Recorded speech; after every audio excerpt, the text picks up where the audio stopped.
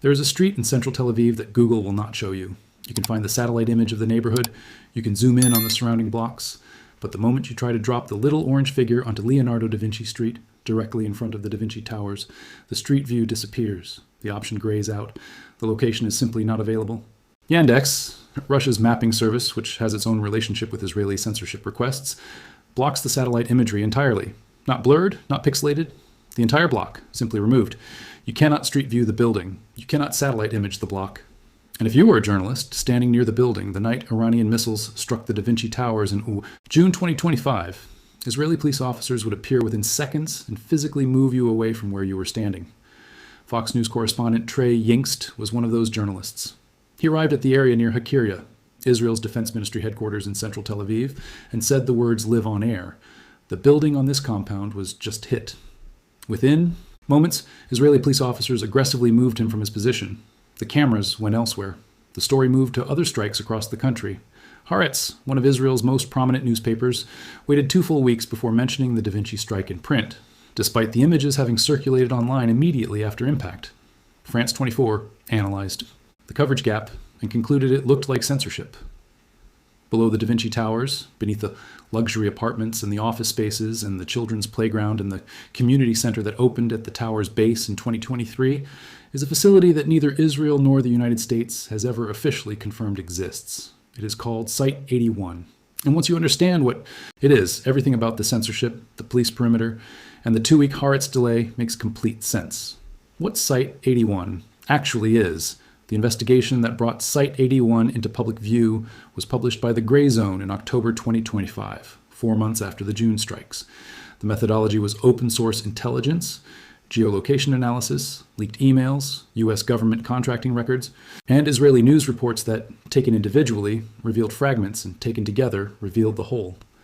The starting point was a photograph published by the U.S. Army Corps of Engineers in February 2013 as part of a corrosion test of an underground structure's concrete overlay and galvanized steel plating. The photo showed construction equipment outside a basement test site. It was labeled in Basidim, a technical document, not a classified document, a publicly available engineering report, as associated with Site 81. The Gray Zone geolocated that photograph using the visible landmarks in the background, the southern face of the Kinneret Towers, the Israeli Air Force headquarters buildings that rise immediately south of the Da Vinci complex. The photo was taken at what is now the grounds of the Da Vinci apartment towers. The underground construction documented in a 2013 U.S. Army Corps of Engineers corrosion test was at the location of the building that Iranian missiles struck 12 years later. The 2013 document confirmed that Site 81 was being expanded to 6,000 square meters, roughly the size of a football field underground, in electromagnetically shielded construction built by American engineers in the heart of central Tel Aviv. What does electromagnetically shielded mean? It means the facility is designed to operate when every communication system above ground has been destroyed or jammed. It means signals cannot penetrate the walls in either direction. Nothing from inside leaks out, nothing from outside. Disrupts operations within. It is the construction signature of a facility designed to function as a command node when the surface world has gone dark, when the missiles are falling, when the war is at its worst. That is what was being expanded beneath a luxury residential tower next to a children's playground, 100 meters from the Prime Minister's office in 2013. And it was American engineers doing the expanding. The emails that confirmed the function. Geolocation established the location. Leaked emails established the function. In 2015, a U.S. nonprofit called Distributed Denial of Secrets archived a collection of emails that included a correspondence between 2 figures whose names are recognizable to anyone who follows NATO and Israeli military affairs. James Stavridis, former Supreme Allied Commander of NATO, former Dean of the Fletcher School of Law and Diplomacy, wrote to Gabi Ashkenazi, former Chief of Staff of the Israel Defense Forces. The email was about a U.S. company called Think Logical. Stavridis described them as building command and control networks, and mentioned they had just won a big contract out at Site 81 with the IDF. Command and control networks, Site 81, IDF contract. Written by the former NATO Supreme Commander to the former Israeli Chief of Staff, in a private email that was never intended for public consumption. That single line confirmed everything the geolocation analysis had suggested. Site 81 is not a storage facility, not an administrative annex, not a routine military building hidden underground for architectural reasons. It is a command and control node, the type of facility whose entire purpose is to maintain military decision-making authority when surface command structures have been struck or destroyed. The adjacent infrastructure around the Da Vinci complex adds additional layers. The Haaretz Towers, immediately to the south, were built by Israelis. Construction firm Danya Sabus, specifically for the Air Force headquarters, and they incorporate blast mitigation systems, construction features that exist specifically to protect against explosive detonation. The commercial tenants of the Da Vinci complex include AI-21 Labs, founded by veterans of Unit 8200, the IDF's elite Signals Intelligence Corps, which later confirmed participation in developing a military AI tool for the IDF. Checkpoint Technologies, the Israeli cybersecurity giant, holds assets within meters of the site. The entire complex, the civilian towers, the commercial offices, the Air Force headquarters, the blast-mitigated Haaretz buildings, and Site 81 underground, is an integrated military intelligence environment built inside one of the most densely populated neighborhoods in Tel Aviv. The Fortress of Zion and the Pit Site 81 is not the only underground command infrastructure in the HaKirya district. It is part of a layered underground architecture that analysts believe connects multiple facilities beneath the area. The Israeli military constructed a larger underground command center in the Kirya, the Hebrew name for the Defense Ministry compound, known as the Fortress of Zion. This is a circa 2019 extension of an older facility called the Pit. Journalists from Israel Hayom and the New York Times have both visited the Fortress of Zion, but neither publication revealed its precise location or the location of its entrance. The existence is publicly acknowledged. The geography is deliberately obscured. Given the temporal and spatial proximity of these three facilities, Site 81, the Pit, and the Fortress of Zion, all within the same district, built across overlapping timelines, serving complementary functions, it is assessed as likely that they are connected. A distributed underground command architecture with multiple access points, multiple hardened nodes, and electromagnetic shielding throughout, all beneath civilian buildings in central Tel Aviv. This is not unique to Israel. The United States has classified command bunkers beneath civilian areas in Washington. The Soviet Union built extensive underground infrastructure beneath Moscow. China has been expanding similar facilities for decades. What makes Site 81 notable is not that it exists. It is that it was found through a combination of a misfiled U.S. Army Corps of Engineers photograph and a private email between two retired senior officials that was never supposed to be public. The secrecy held for decades. A corrosion test photo published in 2013 broke it in 2025. That is how information security fails in the age of open source intelligence, not through spectacular breaches, but through the accumulation of routine documents that no individual reviewer thought to scrub from a public filing. What Iran knew, and when the June 2025 strike on the Da Vinci Towers raises a question that has not been definitively answered. Did Iran know about Site 81 when it fired? The precision of the strike, hitting a specific residential tower in a specific block of a specific district of Tel Aviv, is consistent with deliberate targeting rather than area bombardment. Iran's missile strikes in June 2025 were described by Israeli officials at the time as hitting military and intelligence targets in the Kirya region, which is exactly the language applied to strikes that are meant to reach command infrastructure rather than civilian buildings chosen at random.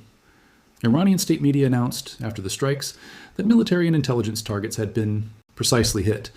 The IDF did not specifically address the Da Vinci strike in its public communications.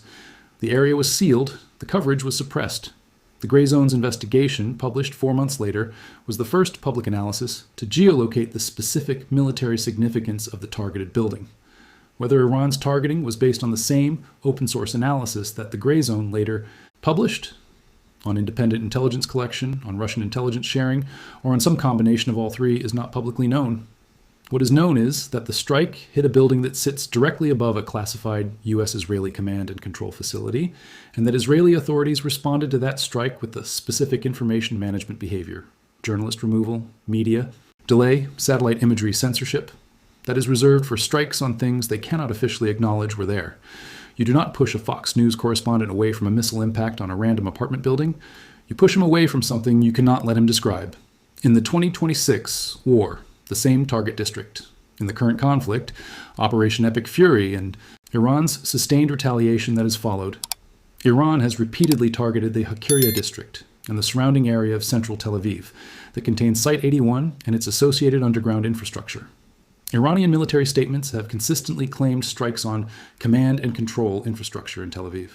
The IDF's response, interceptions, sealed perimeters, controlled information releases, has followed the same pattern established in June 2025. Iran's K-Bar Shekan ballistic missile, used in the current conflict, is specifically assessed as a weapon designed for hardened targets. Its name translates as Kyber Breaker, referencing a historical siege weapon. It was one of the missiles Iran described as targeting underground command. Infrastructure connected to the HaKirya compound. The Fortress of Zion, the underground command center that IDF officials have confirmed to select journalists without revealing its location, is the facility from which Israeli military operations are coordinated during wartime. It is the building that Netanyahu would be taken to if Tel Aviv came under direct attack severe enough to threaten surface operations. It is the deepest, most hardened, most critical piece of Israeli military infrastructure in the country's most vulnerable geographic position. Iran has been trying to hit it, again, in a war where it already struck the building directly above its intelligence annex. The information war around the bunker. There is a specific pattern that emerges whenever something happens near Site 81 or the Fortress of Zion. Google Maps removes the street view. Yandex blocks the satellite imagery. Israeli media delay their reports. Journalists are physically removed from the area. Official statements address everything except the specific building or facility that analysts identify as the likely target.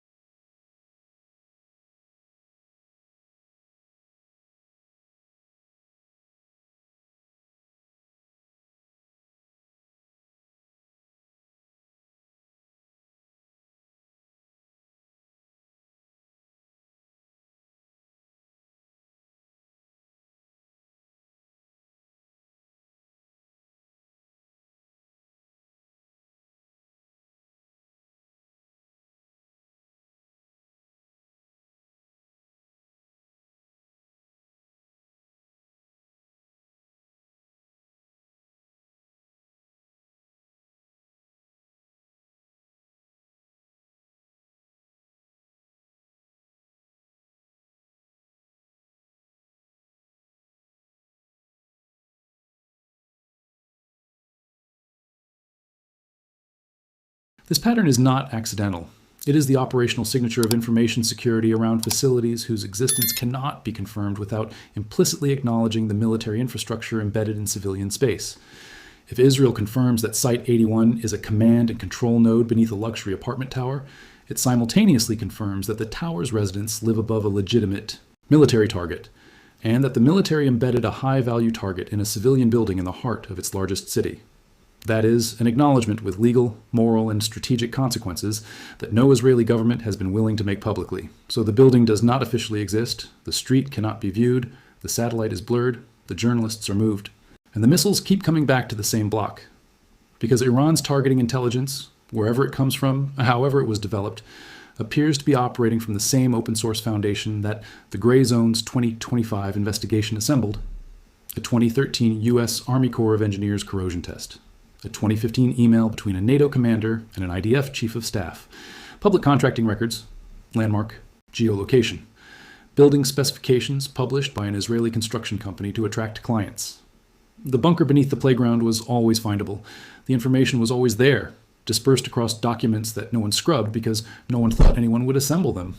Someone assembled them. And now the missiles know where to go. The bunker that Israel told you doesn't exist is the bunker that keeps getting targeted. And the silence around each strike is the loudest confirmation that something worth targeting is actually there.